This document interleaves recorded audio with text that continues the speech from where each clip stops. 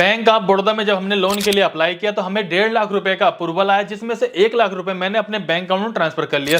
जब मैंने ट्रांसफर किया उसके कुछ देर के बाद ही मेरे बैंक अकाउंट में पैसा आ भी गया था। आज के इस वीडियो में यही बताने वाला हूं कि आप बैंक ऑफ बड़ौदा में किस तरीके से लोन के लिए अप्लाई कर सकते हो। वैसे बैंक ऑफ बड़ौदा में लोन अप्लाई करने का एक नहीं बल्कि 2 तरीका है। पहला तरीका तो यह है कि अगर आप बैंक ऑफ बड़ौदा के पहले से कस्टमर है तो बहुत ही आसानी से आप यहाँ पे लोन के लिए अप्लाई कर पाओगे और यहाँ पर आपको कोई भी इनकम प्रूफ या कोई भी डॉक्यूमेंट देने की जरूरत नहीं पड़ेगी। वहीं दूसरे केस में अगर आप पहले से कस्टमर नहीं है तो भी आप यहाँ पे लोन के लिए अप्लाई कर पाओगे और आपको यहाँ पे 10 लाख रुपए तक का लोन मिल जाता है। तो चलिए एक बार डिटेल में देख लेते हैं कि आप यहाँ पे लोन किस तरीके से अप्लाई कर पाएंगे, कितना लोन सस्ता मिलता है, कितना महंगा मिलता है, कितने समय तक के लिए मिलता है। लेकिन हाँ, एक बात जरूर गारंटी के साथ कह सकता हूँ, इससे पहले भी एक बार मैंने 50,000 रुपए का लोन यहाँ से लिया हुआ था।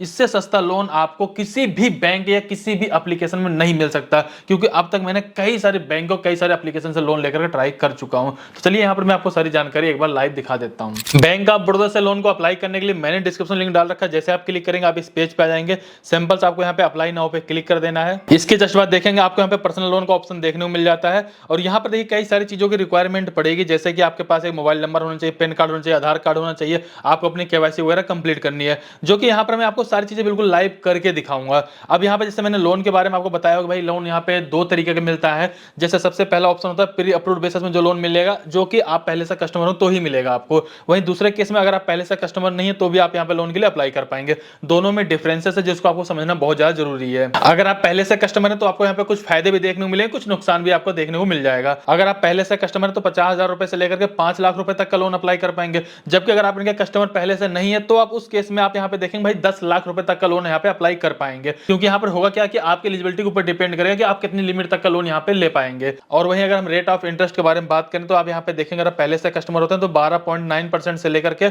16.4% तक का आपको रेट ऑफ इंटरेस्ट देखने को मिल जाता है। अगर आप पहले से कस्टमर नहीं होते उस केस में देखेंगे मैक्सिमम आपको 18% तक का रेट ऑफ इंटरेस्ट देना पड़ सकता है, जो कि बहुत ज्यादा नहीं है अगर किसी और बैंक या किसी और एप्लीकेशन से कंपेयर करेंगे तो। अगर हम ट्यूनो टाइम के बारे में बात करें तो आप ध्यान से देखिएगा, अगर आप पहले से कस्टमर होते हो तो 18 से लेकर 36 महीने टाइम मिलेगा। जबकि आप पहले से कस्टमर नहीं होते उस केस में देखोगे आपको यहाँ पे 60 महीने तक का टाइम दिया जाता है, क्योंकि यहाँ पे लोन का अमाउंट भी ज्यादा हो जाता है तो आपको टाइम भी ज्यादा दे दिया जाता है। इसके अलावा आप यहाँ पे एपीआर देख सकते हैं, एनुअली परसेंट रेट देखेंगे, जो आपके यहाँ पे 15% से लेकर 90% देखने को मिल जाएगा। जबकि यहाँ पे अगर आप पहले से कस्टमर नहीं है तो 23% तक आपको यहाँ पे देखने को मिल जाता है। अगर हम प्रोसेसिंग फीस के बारे में बात करें तो आप देखेंगे दोनों केस में आपको 2% का देखने को मिल जाता है। मिनिमम के बारे में बात करें 1,000 रुपए देखने को मिल जाता है। मैक्सिमम बारे में बात करें तो आपको यहाँ पे 10,000 रुपए तक का भी आपको यहाँ पे प्रोसेसिंग फीस देना पड़ सकता है, लेकिन 10,000 रुपए आपको जब देना पड़ेगा जब आपकी लिमिट करीब 10 लाख रुपए की होगी तब। तो एक बार इसको ऐसा करते हैं, यहाँ पे लोन को अप्लाई करेंगे तो लाइव हमें सारी चीज हमारे सामने निकल कर आ जाएंगी, कितनी महंगी कितनी सस्ती पड़ती है। तो उससे अच्छा क्लियरिटी शायद मुझे लगता है कहीं और से हो ही नहीं पाएगी। इसके अलावा आपको यहाँ पे कई सारी जानकारी और भी दी गई जिसको आप रीड कर सकते हो, लेकिन मैं आपको वीडियो में सारी जानकारी तो शेयर करूंगा ही करूंगा,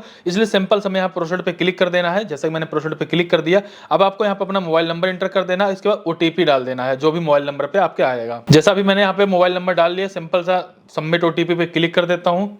अभी देखेंगे मेरे मोबाइल नंबर पे एक ओटीपी आएगा। फिलहाल देखिए मेरे मोबाइल नंबर पे एक ओटीपी आ चुका, मैं कॉपी करके पेस्ट कर देता हूँ, सबमिट ओटीपी पे क्लिक कर देता हूँ। इसके जस्ट बाद देखिएगा ध्यान से यहाँ पे समझने वाली बात ये भी है, जैसे देखिए select account holder bank of Baroda, इस पे आप जैसे क्लिक करेंगे तो आपसे पूछा जाता है कि भाई क्या आप बैंक ऑफ बड़ौदा के पहले से कस्टमर हैं। अगर हैं तो आप यहाँ पे यस पे क्लिक कर दीजिए, ठीक है। अगर आप पहले से कस्टमर नहीं तो सिंपल से आपको यहाँ पे नो पे क्लिक कर देना है। अगर आप नो पे क्लिक कर देते हैं उस केस में क्या करना आपको ध्यान समझिएगा, फिर मैं दोनों तरीका यहाँ पे बता के चलूंगा। अगर आपने नो सेलेक्ट कर लिया तो उस केस में क्या होगा कि आपको यहाँ पे अपने आधार कार्ड का नंबर एंटर कर लेना है। इसके बाद टर्म कंडीशन को एक्सेप्ट करना है, सबमिट पे क्लिक कर देना है। अगर आप इनके पहले से कस्टमर नहीं है तो आपको यहाँ पर कई सारी आपकी पर्सनल और प्रोफेशनल डिटेल को यहाँ पे फिलअप करना जरूरी हो जाएगा। लेकिन अगर आप पहले से कस्टमर तो आपको यहाँ पे यस सेलेक्ट करना चाहिए। अगर आप यस नहीं सेलेक्ट करोगे तो अगर आप यहाँ पे नो भी सिलेक्ट करोगे, पैन का आधार कार्ड डालोगे तो आपको ऑटोमेटिक बता दीजिए भाई आप पहले से इनके कस्टमर हो। मेरे केस में मैं पहले से इनका कस्टमर था, मैं सिंपल से यहाँ पे यस पे क्लिक कर लूंगा।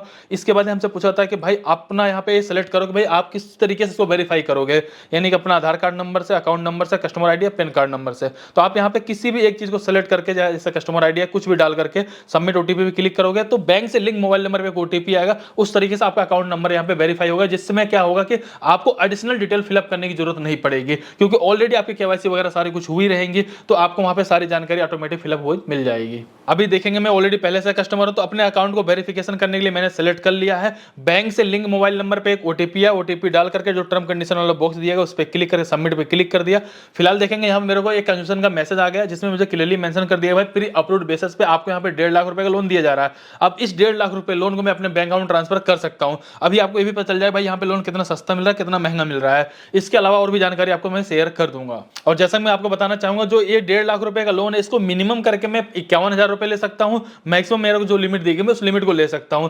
ट्यूनर टाइम के बारे में बात करूं तो 18 महीने से लेकर के मैं 36 महीने तक के लिए इस लोन को ले सकता हूं। फिलहाल मैं अभी यहाँ पर 1 लाख रुपए का लोन को लेने वाला हूं, ताकि 1 लाख रुपए हमें कैलकुलेशन करने में आसानी हो जाए, भाई कितना महंगा कितना सस्ता पड़ा, कितना हमारे बैंक अकाउंट में आ रहा और कितना हमें यहाँ पे इंटरेस्ट वगैरह देना पड़ेगा। तो फिलहाल मैंने यहाँ पे इसको 1 लाख रुपए सेलेक्ट कर लिया है और इस लोन को मैं अगले 36 महीने तक के लिए लेने वाला हूं। तो 36 महीने में कितना महंगा पड़ेगा कितना सस्ता पड़ेगा वो भी हमारा यहाँ पे क्लियर हो जाएगा।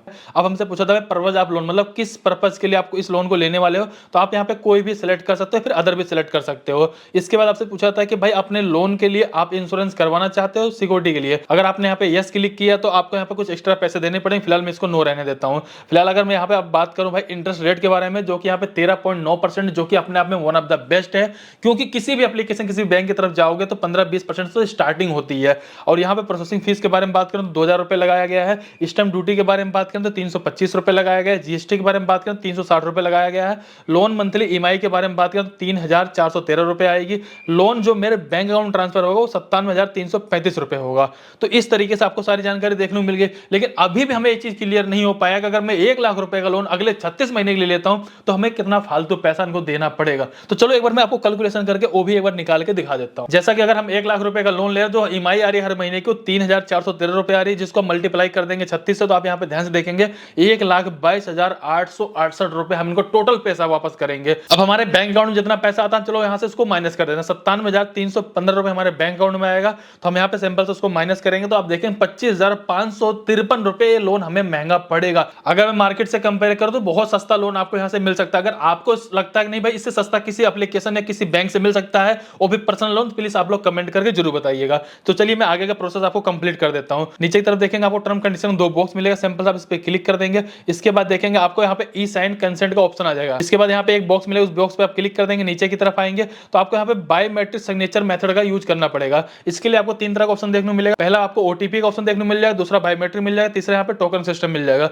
अगर नीचे के दोनों में से कोई भी ऑप्शन अगर आपने सेलेक्ट किया, अगर आपके यहाँ पे ई साइन कंप्लीट नहीं हो पाते तो आपको बैंक के चक्कर भी लगाने पड़ सकते हैं। तो इसमें सबसे आसान तरीका रहेगा ओटीपी वाला। तो सिंपल से हम यहाँ पे ओटीपी वाले ऑप्शन पे क्लिक कर लेंगे। इसके बाद यहाँ पर आकर अपना आधार कार्ड का नंबर एंटर कर देंगे, सेंड ओटीपी पे क्लिक करेंगे। आधार कार्ड से लिंक मोबाइल नंबर पे एक ओटीपी आएगा, ओटीपी यहाँ पे डाल देंगे। इसके जस्ट बाद देखेंगे जो आपका ई कॉन्ट्रैक्ट रहेगा वो आपको यहाँ पे साइन हो जाएगा। नीचे आकर कंटिन्यू पे क्लिक कर देंगे और फाइनली देखेंगे कि आपका जो लोन था यहाँ पे अप्लाई हो चुका है। और यहाँ पे आपको कुछ इस तरीके का मैसेज देखने को मिल जाएगा, जैसा आपको यहाँ पे मैं दिखा देता हूँ फिलहाल।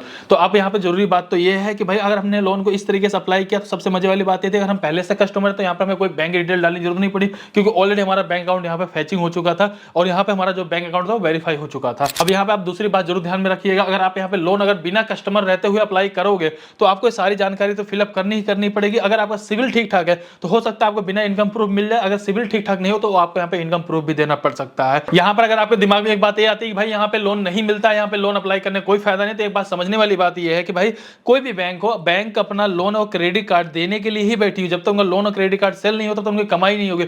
लेकिन वो देने से पहले एक बार जरूर चेक करते हैं आपकी एलिजिबिलिटी है या नहीं। एलिजिबिलिटी का मतलब ये, कल को अगर आपको लोन दे दिया तो आप इनको वापस कर पाओगे नहीं कर पाओगे। सिविल ठीक ठाक इसका मतलब वापस कर पाओगे, तो कई बार सिविल के बेसिस मिल जाता है, नहीं तो आपके इनकम प्रूफ के बेसिस मिलता है। अगर मैं एलिजिबिलिटी के बारे में थोड़ा सा बात भी करूं तो अगर आपकी एज 21 है तो आप इस लोन के लिए अप्लाई कर सकते हो। अगर आपके मिनिमम सैलरी 15,000 रुपए तो भी आप इस लोन के लिए अप्लाई कर सकते हो। अगर आपके बैंक अकाउंट थोड़ा बहुत ट्रांजेक्शन हो रही तो आराम से यहाँ पे लोन के लिए अप्लाई कर सकते हो। अगर आप पहले से कस्टमर हो तो बहुत ही आसानी से आपको यहाँ पे लोन मिल जाएगा। और सबसे बड़ी प्रॉब्लम मैंने कई लोगों को देखा हुआ है, भाई अगर आपका किसी भी बैंक में अकाउंट हो तो आपको उसी एप्लीकेशन में जाकर चेक करना चाहिए। हो सकता है आपको प्री अप्रूव्ड बेसिस पे वहां पे लोन का ऑफर देखने को मिल जाए। जिनका बैंक ऑफ बड़ौदा में पहले से अकाउंट होगा लेकिन उनको यही नहीं पता हो भाई एलिजिबिलिटी हमें कैसे चेक करनी है। मैंने आपको ये भी तरीका बता दिया कि भाई अपनी डिटेल को डालते हो किस तरीके से आप यहाँ पे लोन की एलिजिबिलिटी को चेक कर पाओगे, प्री अप्रूव्ड बेसिस पे आपके लिए लोन अप्रूवल है या नहीं है। तो इस वीडियो में आपको सारी जानकारी को शेयर कर दिया है। अगर आपको बाय द वे यहाँ से लोन नहीं मिलता या लोन यहाँ से अप्लाई नहीं करने वाले, अगर छोटा लोन चाहिए तो मैं डिस्क्रिप्शन में लिंक डाल दूंगा, उन दोनों ही लिंक पे क्लिक करके आप जाकर के छोटे लोन के लिए अप्लाई कर पाओगे, जहां से कोई भी इनकम प्रूफ देने की जरूरत नहीं पड़ेगी। फिलहाल इस वीडियो को लाइक करिए, चैनल सब्सक्राइब करिए, कोई भी डाउट हो प्लीज कमेंट करके बताइए। चलिए फिर मिलते हैं किसी वीडियो में, तब तक के लिए जय हिंद जय भारत।